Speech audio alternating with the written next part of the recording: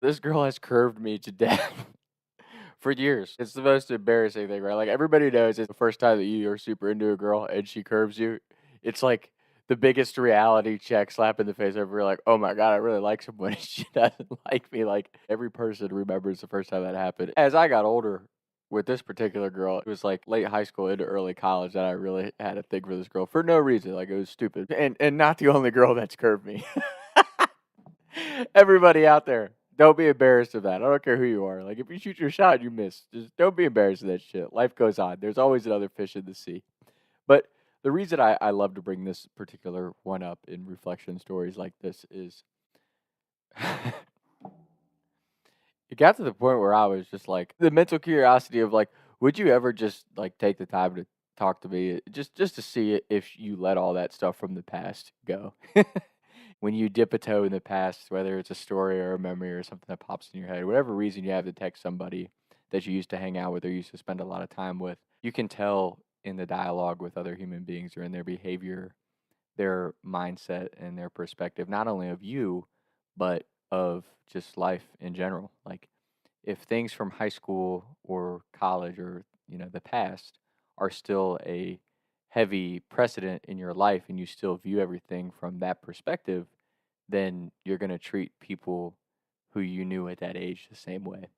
And and while my maturity level and sense of humor is definitely right around the high school age when it comes to just open-mindedness and conversations with people, uh, I've been able just to move on. And don't get me wrong, I have wonderful memories from high school, and I had a lot of fun at that age growing up with my friends and family.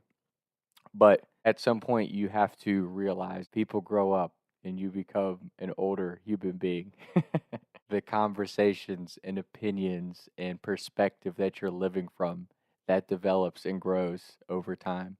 And if it doesn't, you're a really unhealthy person. And that's why for me, like a lot of the girls that I specifically on the female side that I occasionally run into or talk to, it's just sometimes it's a breath of fresh air because you're like, wow, like that person has really matured and moved on from the past. And some people, it's like, wow, you're still worried about like me being obsessed with you from high school. That part of just socializing with human beings I've always enjoyed. It's just such an interesting thing. The perspective you live life from at 16, 17, 18, even your early 20s to as you get older. Biggest piece of advice I could give anybody out there because I've experienced it. If you're into a girl and she's not into you at any age, she's not into you. And you have to accept that. But don't get stuck with this image or idea of what this person is at a certain age and you carry that with you for years. Don't do that. It's stupid. It's a waste of time. And it's also just, it's not reality. That's your own perspective of something that's not true. And like I said, that's for me, that was what was so enjoyable is now that I'm living in reality. Now that I'm living in reality with this girl, like she was never into me ever. But I thought she was, so I tried to hang on to something that wasn't there.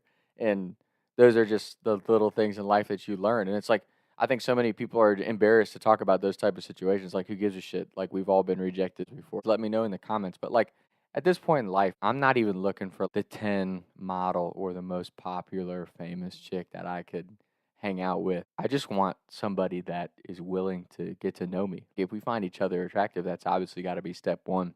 But I just want to get to know somebody. I want us to be on the same wavelength as far as our values and the things that we want with life. I want someone who is going to be genuine, honest, and loyal with me because that's what I would give them. And that's what I want in my relationship.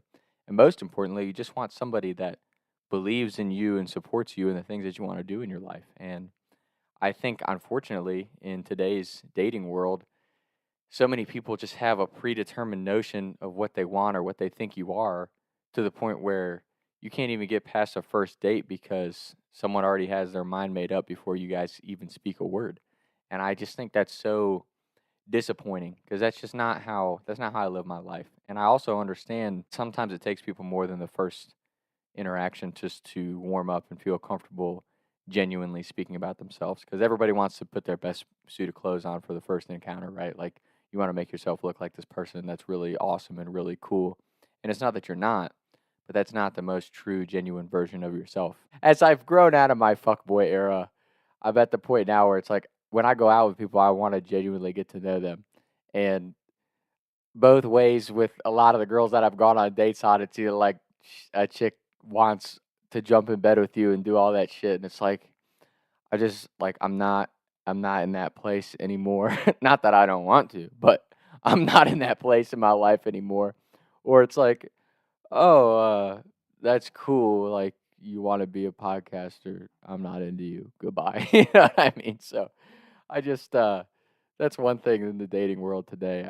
I feel for everybody out there because I think it's like you got to have it all figured out before you even get to know somebody, and it's just that's not that's not what it needs to be. Like you should treat a date like you're hanging out with a friend, like you're talking to him, you're talking about life, you're getting to know him, see what type of wavelength you guys are on, see if you're even agreeable as people before everything else. And I just think a lot of stuff gets forced or you stay in relationships that you shouldn't out of desperation or fear of being alone. And it's like you got to be able to be alone, enjoy your own company. I'm never worried about being alone.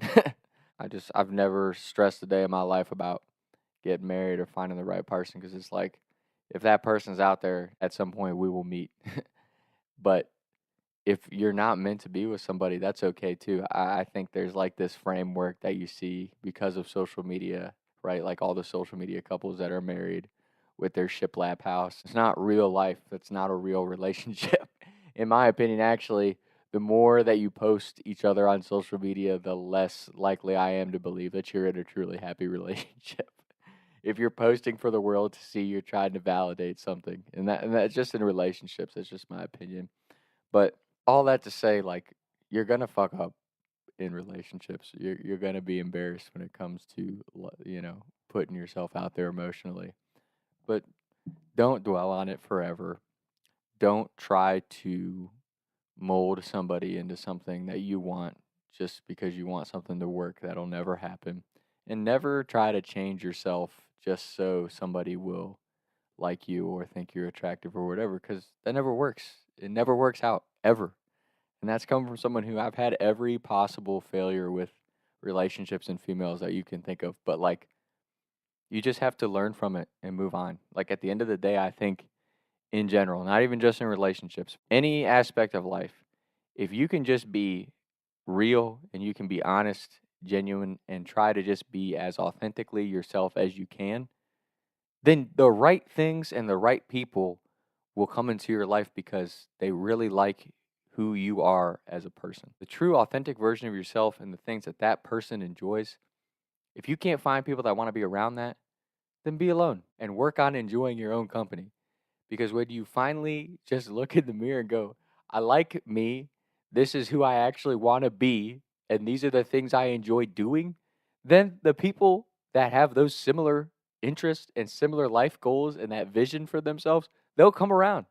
And I mean that from professional professional career endeavors to business partnerships to relationships to friendships, all across the board. The right people will come into your life when you're being the person that you really want to be. That's all I can say. That's all I've ever learned from all the different experiences I've had in life. It's like when I'm really pursuing the person and the version of myself that I want to be more than anything in the world, things get really quiet and peaceful. And there's a few people that come around.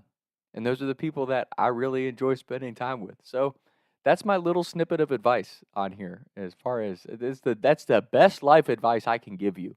Be the true, genuine, authentic version of yourself to the best of your ability. And it's really hard to do because we live in a society where everyone's so afraid of like, what will people think of me if I really do what I want to do and I really be who I want to be?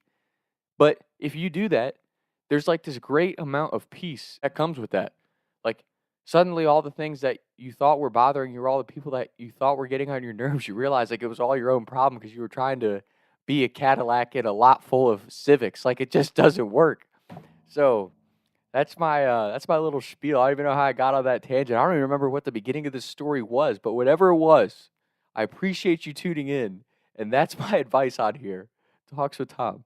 Taking shots by the lake till I can't even breathe no more. See no more. I was right